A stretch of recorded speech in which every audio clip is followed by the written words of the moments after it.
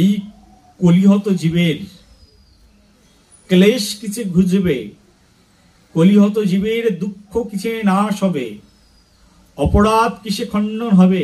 শ্রীমান মহাপ্রভু বলেছেন একমাত্র বৈষ্ণব সেবার মাধ্যম দিয়ে কলিযুগের যত জীব রয়েছে তাদের তামসিক বৃত্তি পর্যন্ত নষ্ট হয়ে যেতে পারে বৈষ্ণব সেবার মাধ্যম দিয়ে।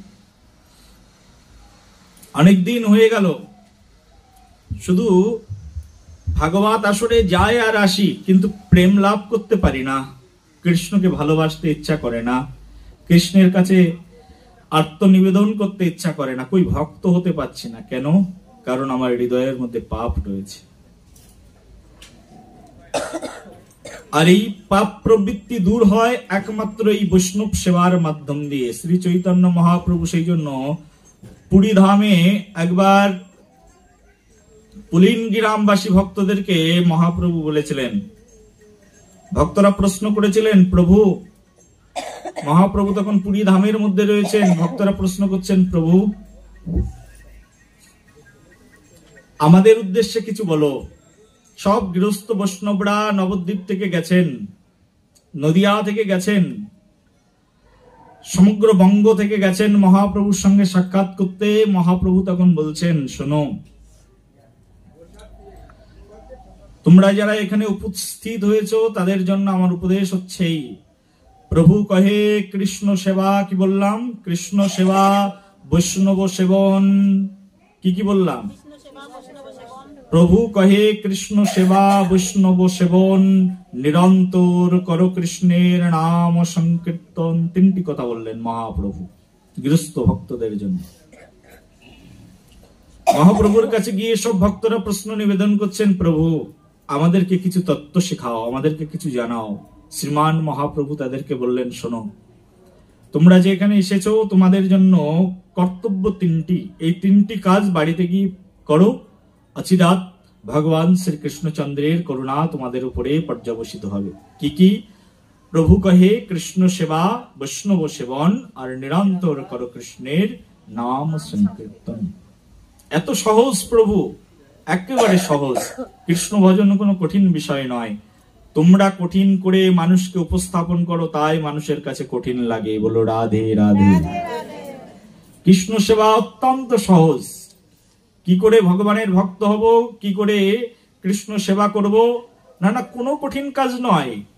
শুধু তুমি যেমন আছো তেমনই থাকো, যে কাপড় পরো সেই কাপড়ই পরো, শুধু সকালবেলা একটু স্নান করে ভগবানের জন্য রান্না করে ভগবানকে নিবেদন করো, এটাই ভক্তি।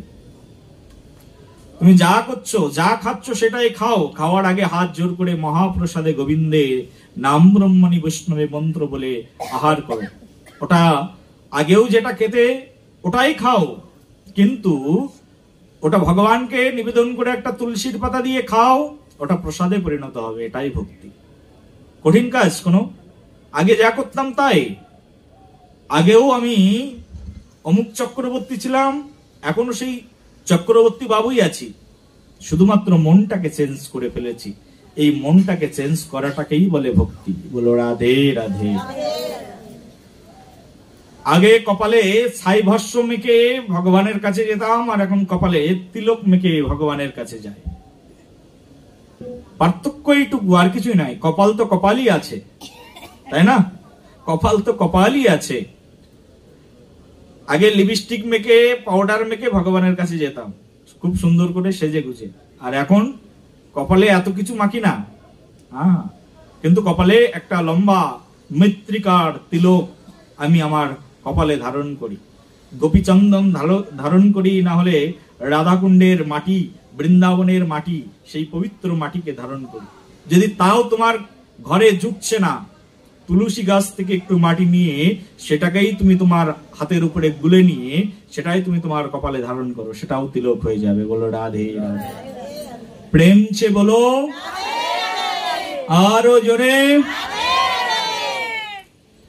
ভক্তি করা কত সহজ ব্যাপার, কিন্তু অনন্তকাল সেই ভগবান থেকে কত দূরে সরে রয়েছি, ভক্তি করবার জন্য এগিয়ে আসি না। ভগবান কত জন্ম ধরে অপেক্ষা করছেন, আমার সন্তান আমার কাছে ফিরে আসবে। এই জগতে সবাইকে ভগবান পাঠিয়েছেন, যাও মনুষ্যকুলে জন্ম দিলাম, আর মনুষ্যকুলে জন্ম লাভ করে আমার কাছে ফিরে এসো। কিন্তু একবারের জন্য হে প্রভু তোমার কথা ভাবলাম না। ছিলেম যখন মাতৃ জঠরে বিষম বন্ধন পাশে, একবার প্রভু দেখা দিয়া মোরে বঞ্চিলে দিন দাসে। তখন ভাবিনু জনম পাইয়া ভজন করিব তব, জনম হইল পরি মায়া জালে জ্ঞান না হইল লব।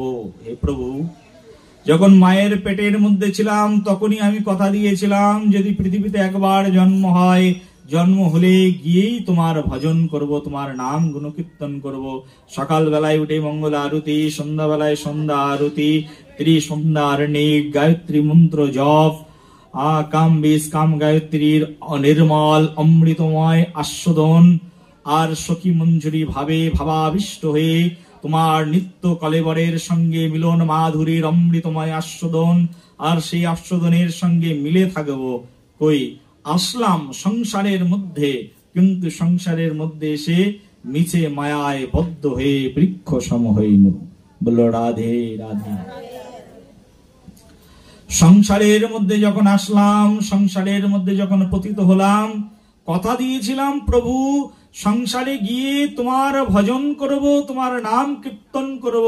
কিন্তু সংসারের মধ্যে এসে যখন সবাই আমাকে চুম্বন খেতে থাকলো, সবাই নতুন নতুন রঙিন স্বপ্ন দেখাতে থাকলো, বাবা বাবা তোমাকে ইঞ্জিনিয়ার হতে হবে, ডাক্তার হতে হবে, অনেক টাকার মালিক হতে হবে, একতলা বাড়ি আমি বানিয়েছি তুমি দোতলা বাড়ি বানাবে, লন্ডনে ফ্ল্যাট কিনতে হবে, আমেরিকাতে গিয়ে একটা হেলিকপ্টার কিনতে হবে, সেই আশায় সেই চিন্তায় দিবস রজনী নষ্ট করে ফেললাম। আর হে প্রভু আমি তোমার হলাম না। বলো রাধে রাধে। আর তোমাকে ডাকার সুযোগই হলো না। এই জগতে কত রঙিন স্বপ্ন দেখলাম, স্বপ্ন দেখতে দেখতে স্বপ্ন দেখতে দেখতে স্বপ্ন দেখতে দেখতে একদিন এই মৃত্তিকা মা আমাকে নিঃশেষ করে দিল। মৃত্তিকার বুকেই শুয়ে পড়লাম, শেষ নিঃশ্বাস ত্যাগ হয়ে গেল, কিন্তু প্রভু তোমাকে ডাকা হলো না। কিন্তু কেন এসেছিলাম? ভজিব বলিয়া সংসারে আইনু। কেন এসেছিলাম? সংসারের মধ্যে তোমাকে ভজন করব বলেই প্রভু এসেছিলাম, কিন্তু ভজন তো করা হলো না। দিন বৃথা চলে গেল, দিন গেল মিছা কাজে, রাত্রি গেল নিদ্রে, না ভজিনু রাধা কৃষ্ণের চরণারবিন্দে। আমার দিন চলে গেল মিছে কাজে। মিছে কাজ কি? সংসারের কাজ। সংসার সংসার বলে মিছে গেল কাল। লাভ না ঘটিল কিছু, ঘটিল জঞ্জল। অনেকগুলো জঞ্জল একসঙ্গে আমি আমার সংসারের মধ্যে একেবারে একত্রিত করেই মৃত্যুবরণ করলাম। সম্পদ সম্পত্তি প্রচুর কামালাম, রেখে চলে গেলাম। ছেলেমেয়েরা সেই সম্পদ সম্পত্তি নিয়ে কুকুরের মতো মারামারি করতে শুরু করলো। যে সম্পদ সম্পত্তি আমি অনেক কষ্ট করে উপার্জন করে রাখলাম, জমি জায়গা অর্থ বিত্ত বাড়ি বৈভব সবকিছু তৈরি করে গেলাম, আমি যখনই চোখ বুজালাম তখনই তারা সেই সম্পত্তিকে অপব্যবহার করতে থাকলো। সম্পত্তি সারা জীবনের জন্য এক জায়গায় থাকে না, হস্তগত থাকে না, এক হস্ত থেকে আর এক হস্তে চলে যেতে থাকলো।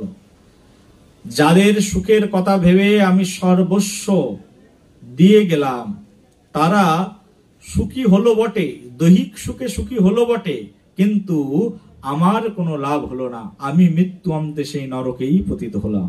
বলো রাধে রাধে।